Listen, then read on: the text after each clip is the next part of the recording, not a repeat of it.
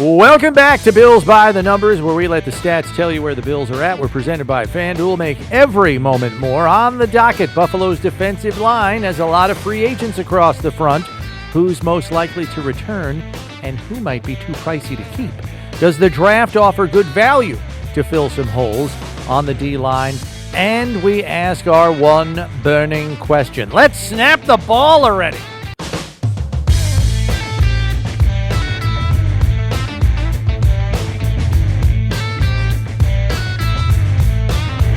Happy to have you with us here on Bills by the Numbers. Bills Hall of Famer Steve Tasker, Bills insider Chris Brown with you. And it is an area of the team that figures to see significant change this offseason. Not only are 3/4 of Buffalo's defensive linemen from the 2023 roster set to become free agents, but listening to Brandon Beane at his end-of-season press conference, it seems the club is ready to move away from a big part of their off-season practice of running it back by retaining as many of their free agents as possible.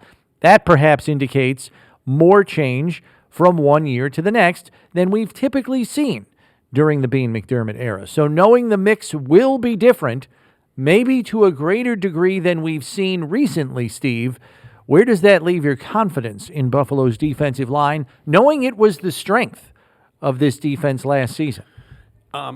I think that defense is going to have to evolve, and evolve is a nice way of saying somebody else is going to have to pick up the slack. I think the defensive backs and linebackers are going to have to step up this year and be a bigger part of the success of the team. You can't count on people you do not have in the building.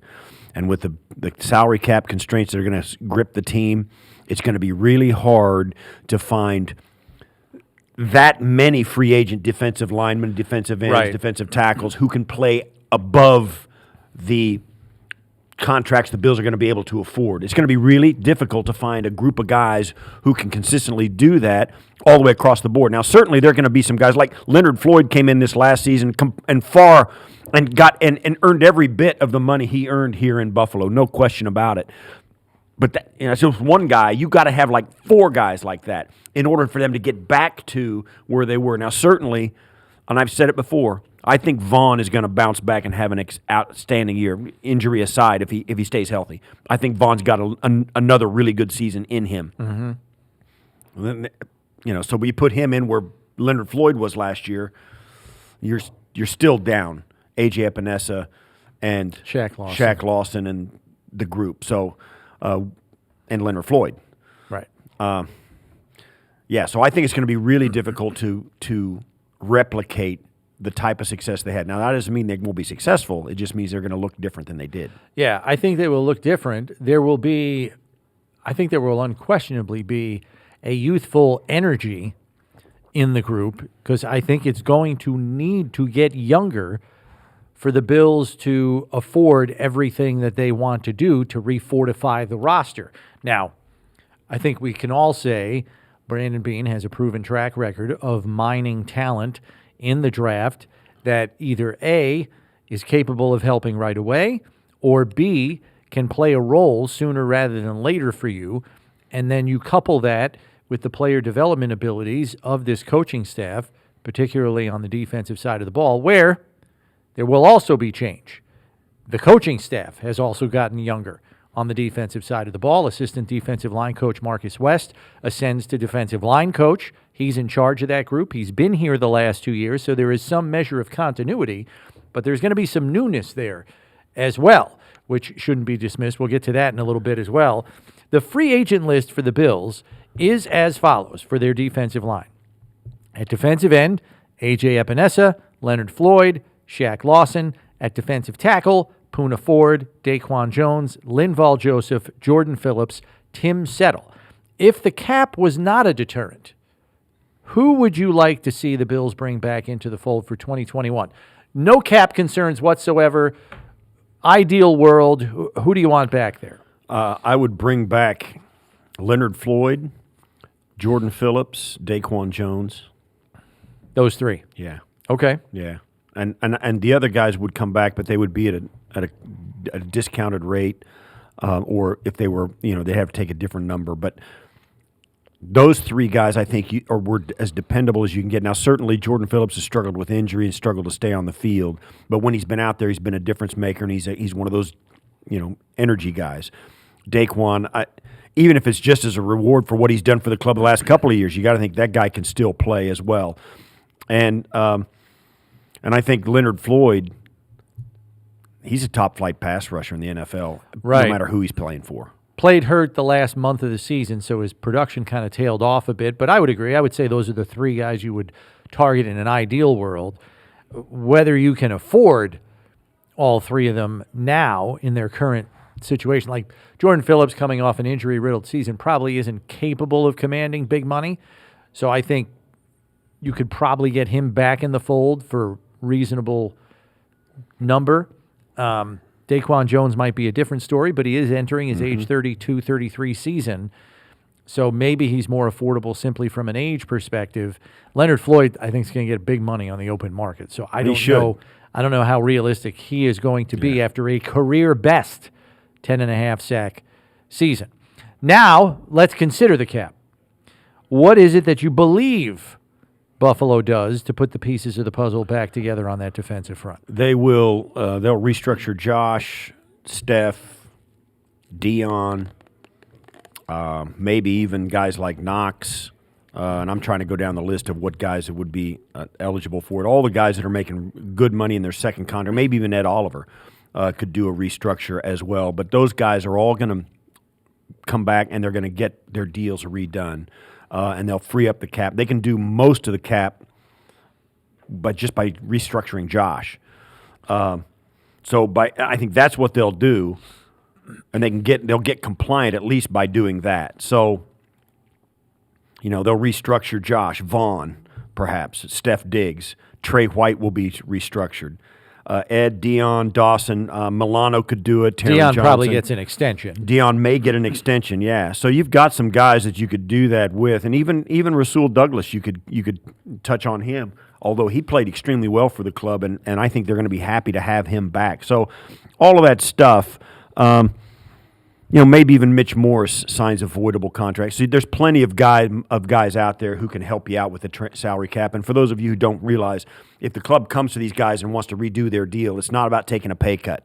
Absolutely, nobody's going to do that. But it will restructure it so they'll get more of the money they could get now, and it will be spread out over the life, a longer deal, and it will cut their cap down. So guys are never going to be asked to take a pay cut. Some might be. They might be asked, but if they are asked and they say no, they're going to get cut, so they won't be on the cap anyway, or there will be a dead cap hit that will be less than the money they're making now. So none of these guys will turn their nose up at the offer that the Bills are going to make them. And I think there's plenty of guys on this roster that can get them to the, they're going to have to clear up probably $70 million or 80 maybe on the outside for the entire year to go forward. Yeah, I'm thinking more instead of a cap cleanup perspective, a D-line perspective here, trying to keep the cap in mind. A.J. Epinesa is an interesting exercise here because I think the money he would command on the open market would be about half of what Leonard Floyd is going to command on the open market from a production perspective. And because of that, I'm wondering if he is a more viable target for the Bills than someone like a Leonard Floyd. Like, if you want to keep one of those guys in the fold, I think it's more likely to be Epinesa for two reasons. Number one, he's younger. Number two, he can be had at a more affordable price, which translates to me that you can get him on a multi-year contract, which is kind of what you're after also with a young player on his second deal. Now, Epinesa is probably going to test the market to see if somebody wants to throw stupid money at him.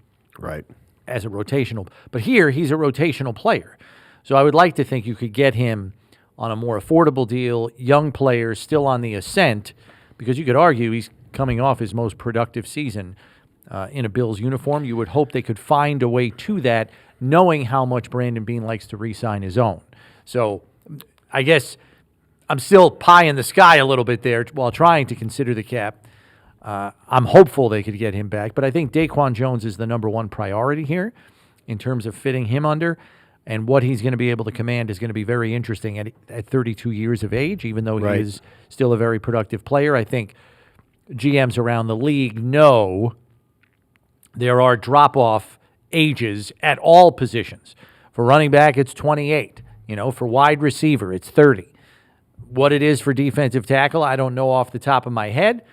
But you best believe that the Bills, with their analytics and sports science departments, know what that is. And now they have to decide, is Daquan Jones an exception to that rule, or is he just like everybody else? And if so, you're going to have to structure your contract offer accordingly. So it's going to be very interesting to see what that looks like. Here's the thing. You could probably sign A.J. Epinesa for maybe half the money that Leonard Floyd gets. You're going to get half the sacks. You're going to get that kind of production. Well, and that's why you structure it that way. You're going to talk about, and I would, same thing, I would incentivize these guys on one-year deals and keep them motivated like that, because you've got to get the most out of them. And plus, you don't have any dead cap hits going forward if you do it that way. Right. At the same time, I think A.J. Epinesa, in a realistic world, views this as his one big swing.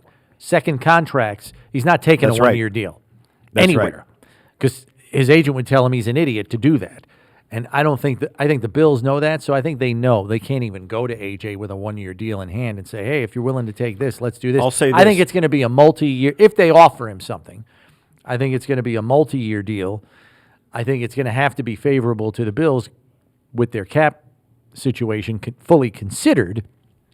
And then from there, it becomes, how far away are we from what you are looking to get? And maybe what they do is they wait and they see. I mean, usually the way it has gone. That's exactly what I was going to say. Yeah. Usually the way it's gone, though, Steve, is the Bills come to the player and say, look, love to have you back in the fold. This is what we can afford. We can't get too far over our skis, even though we think a lot of you as a player. This is really all we can muster for you, even though we like you a lot and would like to have you back. If you believe you can get more on the open market, that's your right. Go see if you can get it. And if you can, best of luck to you. We just can't take that big a swing right now. And if it's not A.J. Epinesa, it could be a guy like, some of these other, like a Sam Williams or, A.J. had as many sacks as Joey Bosa. Tanoi Canaspanon, or I can't remember. I can't even remember. Tano Passanio? Yeah, that's him. Morgan Fox. Some of these other defensive linemen. There's a lot of guys out there. going to get good money, but yeah, they might. But I think we've seen, as with Leonard Floyd last year, just wait. And here's the thing too: if a guy's not getting the attention he likes, a one-year deal is what they want, because then it's just a prove-it year and incentivize it. So the guy comes out like like Leonard Floyd did. You incentivize and say, listen, for every sack you get over 6 sacks, we'll give you $500,000. And then the guy comes out. What they did with Leonard Floyd. They highly motivated. Now they put a ceiling on Floyd's, and once he got that, he stopped. He could get injured. But you want to make sure it's open-ended so those guys keep playing to the end of the year and have a big incentive to go out and take another swing on free agency. And really, this is kind of the state of the NFL right now. There's a handful of teams with enormous cap space that can throw money around and overpay people to get them on their roster. We know there's a handful of those teams. Then there's a handful of teams in the middle that can take a couple of big swings and maybe kind of push some money into the future to kind of take a bigger swing now. And the Bills have been kind of part of that group at times. And then you have the 8 to 10 teams that really can't spend a lot and are going to go to the draft first and then fill in the backfill the roster with affordable free agents. And that's the boat the Bills are in right now. Right. All that being said, if you had to put a percentage on it, Steve, what do you believe the percentage of turnover will be along Buffalo's defensive line? There are 8 free agents out of the 12 players that were on Buffalo's defensive line last season. How many new faces do you think we'll see? New faces. 8 free agents, 4 returning players. You're going to see, so out of the 8 free agents, I think you're going to see 6 new faces. Yeah, I was going to say 5, but yeah. 5 or 6, yeah. It's going to be more than half or more. 75% turnover of the free agents that exist, essentially. Yeah, I think 6 out of 8 5 to 6 out of the 8 are going to be new faces. I think they'll find a way to get some of those guys back. Some of those guys will go back, and some of them will come back because they think this is the best place for them. Yeah, like a Jordan Phillips. And they're not going to get a big number out on the open market Although they might, I mean, like you said, there's some teams out there that can throw money around, and if you're going to take a 1-year deal with the Bills, take a bigger 1-year deal with somebody else. Yeah, you could. The culture here counts for something, though. But I'm Jordan with you, Phillips though. is a perfect example of that. Yeah, I'm with you though. I think it's going to be a half or more. Yeah, I think those 8 guys. I think the years that we've witnessed here of trying to run it back with a lot of the same faces, some of those faces are aging out now because you're just at a place where some of these players are not only on the backside of their career, their production is tailing off as well along with it, and you need new blood. I think and it's no poor reflection on the players that have come back several years over, like a Shaq Lawson, for example. I think it's just the way the NFL rosters cycle. I mean, we don't have to tell anybody that NFL careers on the whole are short by nature. Some of these players have lasted, I think, longer than maybe even some of us anticipated that they would here in Buffalo specifically. I think the time has come, and I think the front office and the coaching staff recognizes this. It's time for some new blood, and I think we're going to see an injection of that maybe to a much higher degree than we've seen in recent years because of that fact. The free agent market and the draft are where new additions will come from, obviously. We know the crop of edge talent and defensive tackles is pretty good in this year's draft class.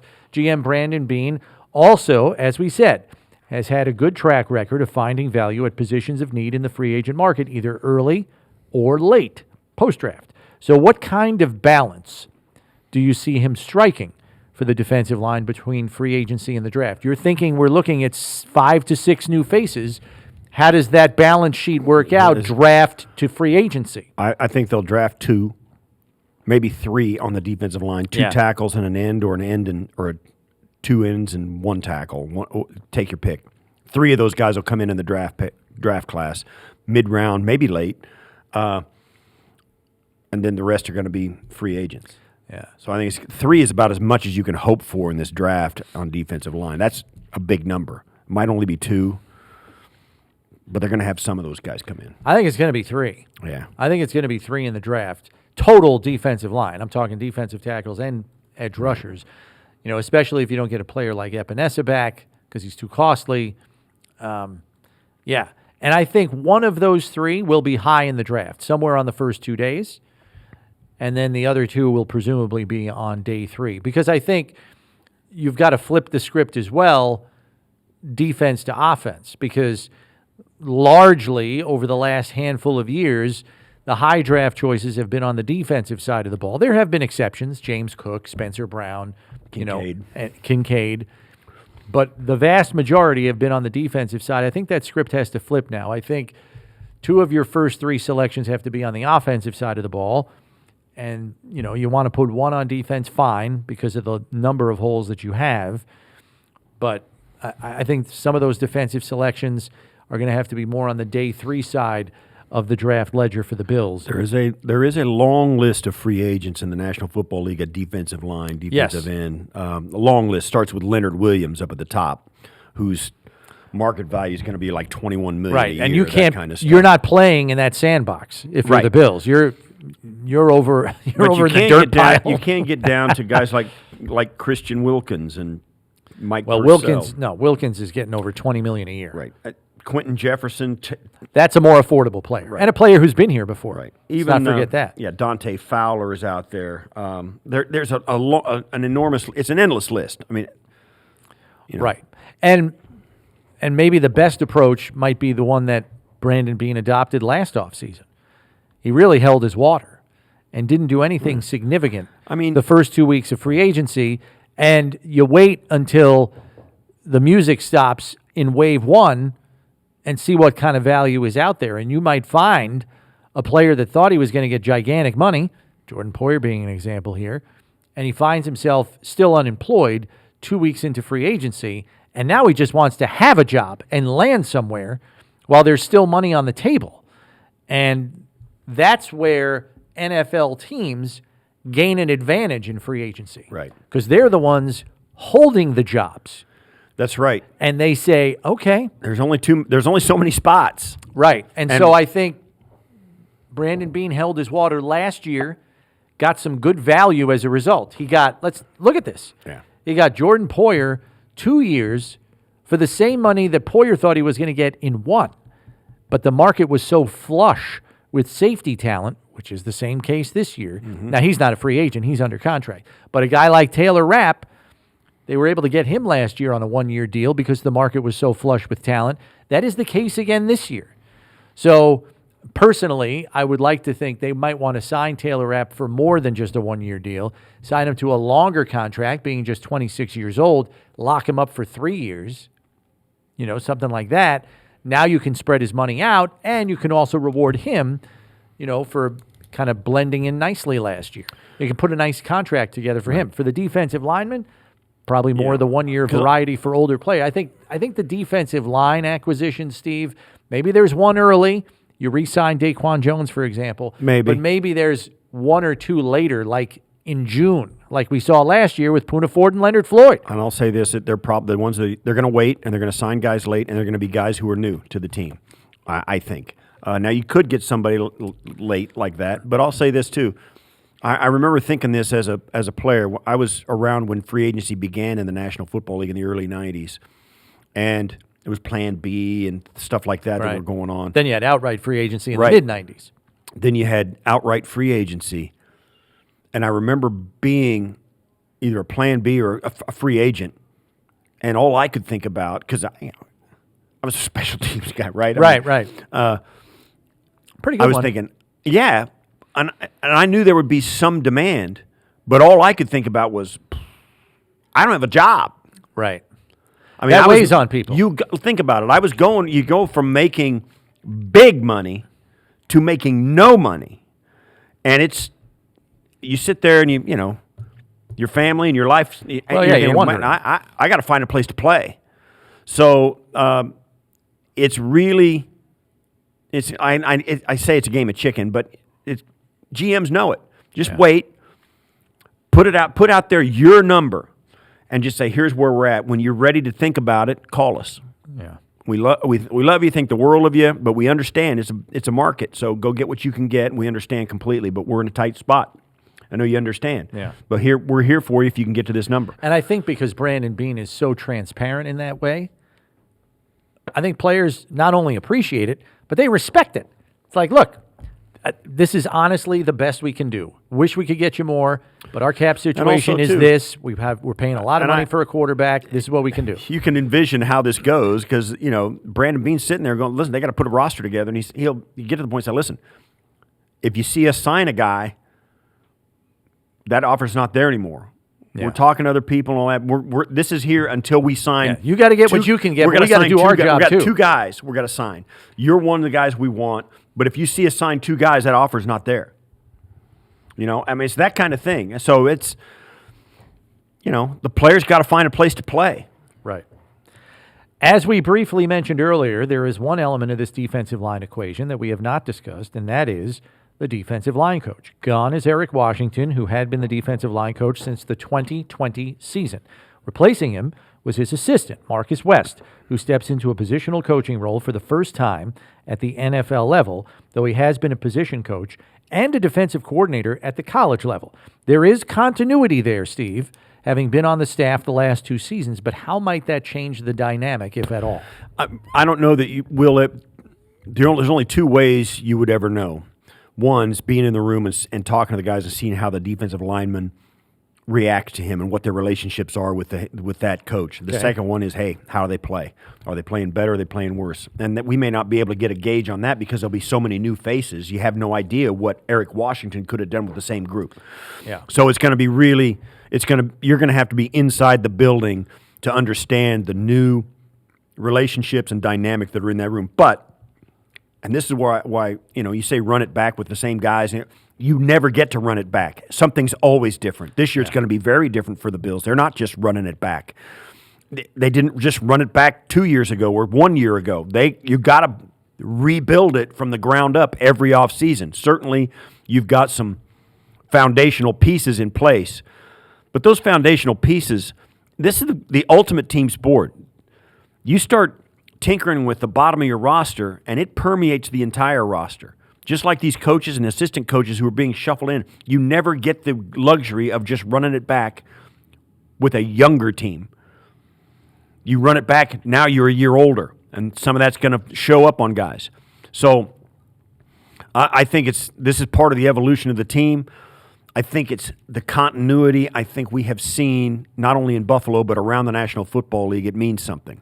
It really means something. Teams are more so, I think, in this coaching cycle, hiring from within than going out and getting new guys. Some teams are forced to do it, like Baltimore's got to get a whole new defensive staff over there. But they're promoting from within as well, too, when they can. Continuity means something. I think it's going to mean a positive here in Buffalo with West taking over for Washington. Well, right, and that is a promotion from within, but there is also a lot of newness to Buffalo's defensive staff as well.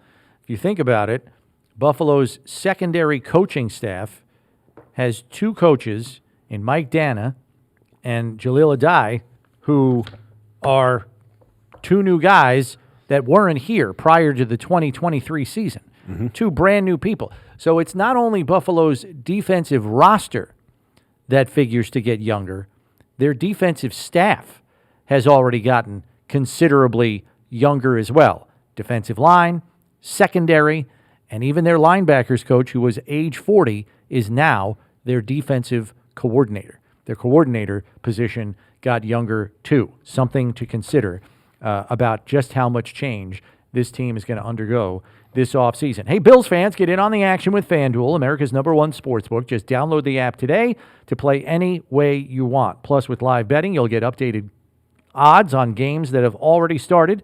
Best of all, you'll get paid your winnings fast. Make every moment more with FanDuel, official sportsbook partner of the Buffalo Bills. We pivot now to the numbers game, where Steve will be quizzed on defensive line player acquisition for the Bills. Let's get right to it. Steve, question number 1 right. in this edition of the numbers game. How many times have the Bills used their first pick on a defensive lineman in the last 10 drafts? We're going from 2014 to 2023. How many times have the Bills used their first pick on a defensive lineman in the last 10 drafts? Ed Oliver. Who else? Was it AJ or Boogie? 2. I'll say 4. You nailed it, Steve. 4 times in the last 10 drafts, a defensive lineman has been taken with the first pick. And Steve, I thought I was going to get you because I said first pick, not first round pick. Right. Because AJ was the first pick of the Bills in 2020, but he was a second round selection. Bills didn't have a one that year because of the Diggs trade. But here are your answers. 2021, Greg Rousseau. AJ Epinesa, 2020. Ed Oliver, 2019. And good old Shaq Lawson in 2016, a first-round draft selection. Question number 2. Steve is hot out of the chute here. Question number 2. In the last 2 off seasons, have the Bills signed more defensive tackles or more defensive ends? Last free 2 agency, off seasons? Free agency in the last right. 2 off seasons, have they signed more defensive tackles or more defensive ends? They got Vaughn, Leonard, Floyd at end. But they got, I say tackle. You are correct, but it's close. Defensive tackle by a count of 5-4. Yeah, because of Poona Ford, in the last Linval Joseph. Yeah. Well, Linval Joseph technically doesn't count because he was signed during the season, not during free agency. Oh, all right, okay. But either way, you still come out ahead because here is your out. count over the last 2 off seasons. Defensive tackle: Tim Settle, Jordan Phillips, Daquan Jones in 2022, and then Jordan Phillips again in 2023, along with Poona Ford, as you mentioned. Defensive end the last 2 seasons: Von Miller, Shaq Lawson. And then Shaq Lawson again last year, and Leonard Floyd. Oh, so 5-4 is the count. I got you. Okay. And I counted Phillips twice. Right. Question number 3. Steve is 2 for 2. Question number 3. How many defensive linemen has Buffalo picked in their last 2 drafts? 14 total picks. Last two drafts, 2022, 2023.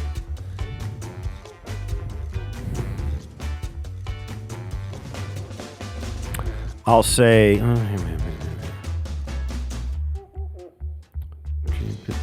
don't know.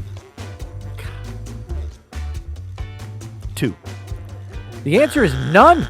Oh. None in the last two drafts. 14 picks, none on defensive linemen. You remember how hot people were getting about, we're always drafting defensive linemen. I'm sick of it. Well, they haven't drafted any in the last two drafts. I think that's going to change this year. I think they will draft a couple. Yeah, I think it's going to be defensive linemen and wide receivers. Yeah. Can get 5 of each. All right, final question here. Final question, Steve, to get 3 out of 4. All right. Which Bills defensive lineman has logged the most total sacks since 2020? So from the 2020 season till now, which defensive lineman for the Bills has the most sacks? Who was the rookie that year? Was it Rousseau was the rookie that year? 2020, the rookie was A.J. Epinesa. I'm going to say AJ. That is incorrect. He finished third. You want to take one more swing? Which defensive lineman has got the most total sacks since 2020? I'm going to say Ed. I'll say Shaq. It is not Shaq. The answer is Ed Oliver. You were right there. I was right there. 19 I total sacks. I talked myself out Obviously, of it. he's on the roster for that whole time. Right. Because he got drafted in 2019, so that helps him. But 19 total sacks for Ed Oliver since 2020. That leads the team. Second, Greg Rousseau with 17 sacks since 2021. That's the first year he got on the club. AJ, as I mentioned, third with 15 and a half. Fourth is Mario Addison, who was only here for 2 of those years. He had 12. Leonard Floyd with 1 season, 5th with 10 and a half. And Von Miller, 8, tied for with a half a season. With, basically 10 games. 5th. I still think the guy's going to be able to play. I think he's going to be able to play. I think it's still in there. I think it's still got it in the tank. Still in there. And I think, yes, I'm just going to keep saying it. Okay. Until I'm proven wrong. All right, good job in the numbers game there at the outset. We kind of hit the hurdle there, at the turn. Yeah, but that's okay. A little bit of a speed bump. That's okay. There. You were right there on the last one. I thought you were going to say Ed Oliver. You muttered it under your breath. I talked myself out of it. That's okay. Our closing figure. We've got our one burning question first, Steve. Right. The Bills have 10 total picks in this year's draft. We're assuming that's under the assumption they're getting the compensatory pick for the loss of Tremaine Edmonds, which I think is a pretty sure bet that they will have that compensatory at the end of round 3 to give them a total of 10 picks in this year's draft. Knowing Brandon Beane's propensity to trade up, there's a decent chance he doesn't have 10 players taken at the end of the draft because he may use 1 or 2 of those to move up somewhere. But when the 2024 draft is over for Buffalo, Steve, how many total defensive linemen do you believe they will add to the roster?